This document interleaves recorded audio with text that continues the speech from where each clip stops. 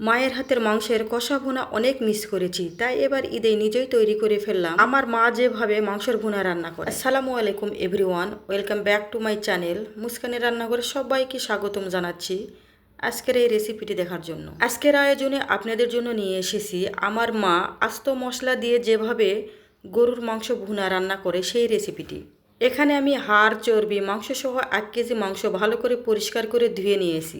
এবার এখানে আমি কিছু আস্ত গরম মশলা অ্যাড করে দিব। তার আগে দেখে দিই 1 কেজি গরুর মাংসতে কতটুকু পরিমাণে গরম মশলা অ্যাড করে দিব। এখানে আমি মিডিয়াম সাইজের নিয়েছি 4 থেকে 5টি তেজপাতা, আর নিয়েছি 1 চা চামচ আস্ত জিরা, 5 থেকে 6টি কালো এলাচ, আর 1 থেকে 1.5 ইঞ্চি পরিমাণে নিয়েছি 4 পিস দারুচিনি, 8 থেকে 10 পিস নিয়েছি লং, আর নিয়েছি ছোট এলাচ 6 থেকে 7টি, আর গোলমরিচ নিয়েছি 9 থেকে 10 পিস। এবার এগুলো এখানে দিয়ে দিই। এবার এখানে দেখুন আমি মিডিয়াম সাইজের 6টি পেঁয়াজ একটু মোটা করে কেটে নিয়েছি, আর দিয়েছি 6 থেকে 7টি আস্ত রসুন, আর 8 থেকে 10টি আস্ত শুকনা মরিচ মাঝখানে কেটে দিয়েছি, আর আদা দিয়েছি 50 গ্রামের মতো। আদাগুলো আমি কিন্তু ভালো করে থেতো করে নিয়েছি। এই সবগুলো উপকরণই আমি মাংসের মধ্যে দিয়ে দিব। এরপরে দেখুন আমি 1 চা চামচ দিয়েছি জিরা বাটা, আর 1 চা চামচ দিয়েছি ধনিয়া বাটা। এবার স্বাদ মতো লবণ দিয়ে দিব, আর দিয়ে দিব 1 চা চামচ উঁচু করে হলুদের গুঁড়া, আর মরিচের গুঁড়া দিয়ে দিব 1 চা চামচ উঁচু করে। ঝালের পরিমাণটা যে যেমন খেতে পছন্দ করে ঠিক তেমনটি ঝাল দিয়ে নিবে। এবার দিয়ে দিব পরিমাণ মতো সয়াবিন তেল। তবে গরুর মাংস একটু ঝাল ঝাল হলে খেতে বেশি ভালো লাগে আমার কাছে, তাই আমার মতো করে আমি ঝালের পরিমাণটা দিয়ে নিলাম। এবার এই সমস্ত উপকরণগুলো ভালো করে মেখে নেব। যখন মাংসগুলো ভালো করে মেখে নেওয়া হয়ে যাবে তখন এখানে সামান্য পরিমাণে পানি অ্যাড করে দিব। নিশ্চয়ই আপনারা খেয়াল করেছেন কতটুকু পরিমাণে পানি দিয়ে দিলাম। এবার ঢাকনা দিয়ে ঢেকে রান্না করে নিব।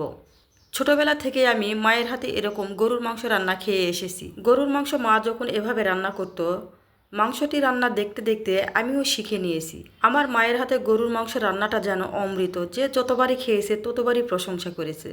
আমি অনেকভাবে গরুর মাংস রান্না করে খেয়েছি, কিন্তু সেই মাংসতে আমি মায়ের হাতে রান্নার টেস্ট আনতে পারি না। যখনই এই প্রসেসে আমি গরুর মাংস রান্না করি তখনই যেন মনে হয় মায়ের হাতে রান্নার সেই টেস্ট চলে এসেছে। মাংসটা যখন ভালোভাবে বলক উঠে আসবে বারবার ঢাকনাটি উঠিয়ে আমি নেড়ে চেড়ে দিব। আর নিশ্চয়ই আপনারা খেয়াল করেছেন মাংস থেকে কতগুলো পানি বেরিয়ে এসেছে। আর এই পানিতে মাংসগুলো কিন্তু আমি রান্না করে নিব। আমি অনেক জেলায় ঘুরেছি আর অনেকের হাতেই গরুর মাংস রান্না খেয়েছি। আমাদের নওগাঁ জেলাতে যেভাবে গরুর মাংস রান্না করা হয় সেই টেস্ট আমি কোথাও পাইনি। অনেক জায়গাতেই দেখি সব রকম মশলা বেটে দিয়ে গরুর মাংস রান্না করে, তাতে কিন্তু একটা গরুর মাংসের যে আলাদা টেস্ট সেই টেস্টটা পাওয়া যায় না। তারা একবার হলেও এভাবে গরুর মাংস রান্না করে খেয়ে দেখবেন, সব মশলা বেটে দিয়ে গরুর মাংস রান্না করার ওই মাংসের চেয়ে আস্ত মশলা দিয়ে গরুর মাংস রান্না করার আলাদা রকম একটা টেস্ট। এভাবে গরুর মাংস রান্না করলে আপনার পুরো বাড়ি একদম গরুর মাংসের মৌ মৌ গন্ধে ছড়িয়ে পড়বে। এভাবে মাংসগুলো আমি ভালো করে কষিয়ে নিয়েছি। আর এবারে খেয়াল করে দেখুন মাংস থেকে একদম তেল ছাড়া শুরু হয়েছে। এবার এখানে আমি 2 কাপ পানি অ্যাড করে দিব। অল্প অল্প করে পানি দিয়ে মাংসগুলো সিদ্ধ হওয়া পর্যন্ত ভালো করে কষিয়ে নেব। যারা নতুন রাঁধুনি পারফেক্টভাবে গরুর মাংস রান্না করতে পারে না, তারা এই রেসিপিটি ফলো করতে পারেন। এই রেসিপিটি ফলো করে আপনি যদি গরুর মাংস রান্না করেন দেখবেন আপনিও পারফেক্টভাবে গরুর মাংসটি রান্না করে নিতে পারবেন। তো এভাবে আমি অল্প অল্প করে পানি দিয়ে মাংসগুলো খুব ভালোভাবে সিদ্ধ করে নিয়েছি আর কষিয়ে নিয়েছি। এবার এই মাংসতে আমি কিছু পরিমাণে আলু অ্যাড করে দিব, আর আলুটা আমি আগে থেকে ভেজে রেখেছিলাম। আলু ভেজে দিয়ে গরুর মাংস রান্না করলে খেতে আরও বেশি টেস্ট লাগে। আলু দেওয়ার পরে এই সমস্ত উপকরণগুলো ভালো করে মিশিয়ে নিয়ে এবার এখানে আমি 1 কাপ পানি অ্যাড করে দিব। দিয়ে ঢাকনা দিয়ে ঢেকে চুলার আঁচ মিডিয়াম টু লো আঁচে রেখে রান্না করে নেব। যেহেতু আলুগুলো ভেজে নিতে প্রায় অর্ধেকটা সিদ্ধ হয়ে এসেছে, তাই বেশি পানি দেওয়ার প্রয়োজন নেই। তাই 1 কাপ পরিমাণ পানি দিয়েই মাংসগুলো আমি রান্না করে নিব। এতে করে দেখবেন আলু খুব ভালোভাবে সিদ্ধ হয়ে এসেছে। এবার ঢাকনাটি উঠানোর পরেই দেখুন আলু আর মাংসগুলো একদম পারফেক্টভাবে সিদ্ধ হয়েছে। মাংস যত এভাবে কষিয়ে কষিয়ে রান্না করবেন সে মাংস খেতে কিন্তু ততটাই বেশি টেস্টে লাগবে। এবার লাস্ট ফিনিশিংয়ে পানি আমি দিয়ে দিলাম 1 কাপ।